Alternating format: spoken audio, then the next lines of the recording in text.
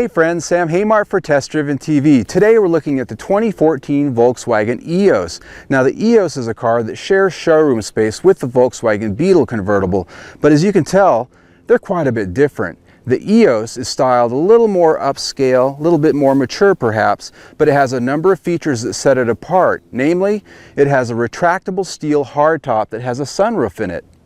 Let's take a look.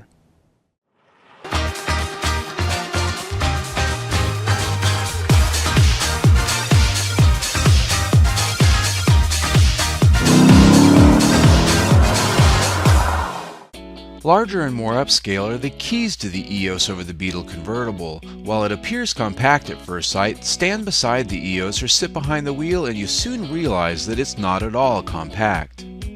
It has the visual proportions of the Volkswagen Golf, but scaled up a bit with what has become classic Volkswagen corporate styling from front to rear.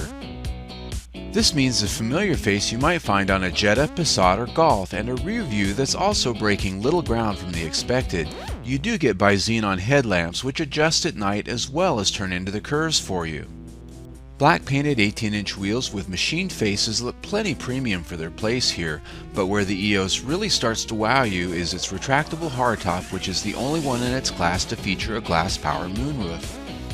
A console-mounted switch begins a symphony of moving parts and panels in the process of unlocking and retracting the top, which is fun to watch through all of its steps. It's fully automatic and requires no unlatching of locks or buttoning of a boot.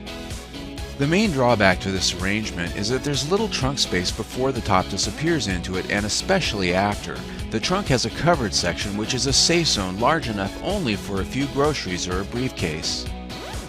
The interior of the Eos is trademark Volkswagen design, albeit the oldest design currently available. The dash is tall and vertical along with a high belt line which makes me feel like a small child behind the wheel. I had to adjust the seat up to its highest setting to see over the dash, in fact. The leatherette heated seats were a nice welcome place to sit with our top-down winter driving, but I was surprised they weren't leather at this price. They're comfortable enough for short stints, but can be a bit hard for longer drives. The power adjustments, which only came on the driver's seat, also lacked memory settings. Our Sport model had the push-button start mounted in place of the old twist key. The steering wheel, which has paddle shifters, was of the tilt and telescope variety, but manual in adjustment. Now, space up front is of course well more than most will need, which translates to a rear seat that adults can also enjoy. It's reality check time for the Eos interior. There are a few things I need to point out that I think could have been done better. The first here is this infotainment system. As you can see here, we've got our presets arranged in the circular wheel, and of course you can rotate that around up to 12 of them here, and you can use your presets that way. But the problem is, these buttons that you see here, cute as they look, they don't have the station name or the frequency displayed on them. So unless you've had this car for some time and you've got those memorized, it's a wheel of luck. You're just pressing buttons and you really don't know what you're going to get. There is a station list function here, which is cool. It does have the name of the station and the frequency if that so applies, and you can scroll through that, such as here on the satellite radio stations. Problem is, that's a list of all the stations, not your presets. So, you know, with over 100 of these things, that can be a little cumbersome. So that's an area that other brands have done better that I think they could as well. Now, another thing here is these paddle shifters. I love paddle shifters, but these actually, you can feel the plastic ribs on the back, the bracing structural ribs that keep them from flexing. Kind of a cheap detail in a car that costs nearly $40,000 in my opinion. They really ought to just make them out of metal or a thicker plastic like most of the other brands do. Now, another thing is this armrest here. It's a Volkswagen sort of thing, you know, this little armrest that adjusts, and it's actually quite nice. It makes it comfortable. But the problem is, we've got this big console here. Underneath this armrest, there's no storage to speak of. There's a couple tiny little holes, not even large enough for a pair of sunglasses. So I think that was a missed opportunity there. But overall, I think the largest problem I've got with this interior, besides these little details, is that it's just a little bit of austerity going on here. Now granted, this is a German car, and I get it.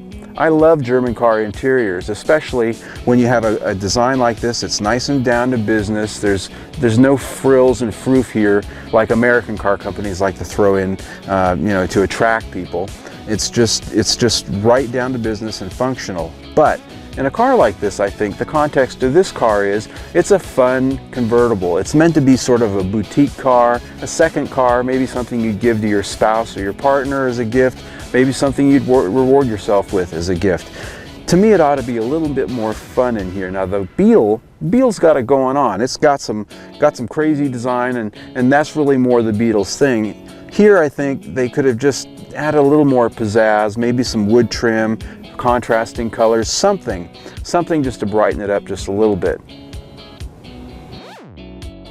Powering our Eos is Volkswagen's popular 2-liter turbocharged TSI engine with 200 horsepower mated up to a 6-speed DSG automatic transmission. The combination works well in the Eos, offering up 22 miles per gallon city, 30 miles per gallon highway, and 25 miles per gallon combined. We achieved 25 miles per gallon combined in our week, which is right on the money. Overall, I find that this 2-liter turbocharged engine and the DSG is actually quite a nice powertrain for the Eos. The DSG transmission, of course, is a non-traditional automatic. And what I mean by that is it's not a regular automatic transmission with a torque converter. Instead, it's what I call a robotic manual. It's a manual transmission with a regular clutch. But instead of a clutch pedal and a regular gear shift, all the shifting is handled entirely by the computer and its actuators. So it operates like an automatic transmission, but it feels like a manual. And so the early versions of these tended to be a little more rougher, a little more jerky. This one's actually very well sorted. It's smooth, its take-up is very well done, and it's actually very enjoyable to drive. Handling feels as German as you would expect, with sharp steering and a firm ride. Side-to-side response is taut and the road feel is high, but road noise is remarkably low. Brakes aren't as strong as I would have expected though, at least in feel. Driving along, one thing that's evident with the Eos is a little bit of cowl shake, and that is something that you just have to live with convertibles. Some are more solid than others. This one, I do detect sort of a moderate level of shakiness, over things like manhole covers, potholes, and other road imperfections. Pricing for the Eos is up the scale from the Beetle convertible by about $10,000. Our tests are ringing in at $38,360. Of course, you can spend more and you can spend less, as our Sport is in the middle of the trim grade scale. There are a few competitors against this front-wheel drive drop top, the Chrysler 200 being the closest target. Compared to the Beetle convertible, the Eos is more laid back and a sedate option for those that find the Beetle a bit too cartoonish. It offers a top-down experience with a distinctly German flavor which is businesslike and conservative enough for any golf club parking lot. You know, the very thing that makes the Eos appealing from first blush is something that also makes it difficult to live with if you had one every day, and I'm talking about this retractable hardtop. It really is a cool, slick thing, but because it takes up so much space in the trunk, whether it's up or down, it just really takes a lot of value off this car.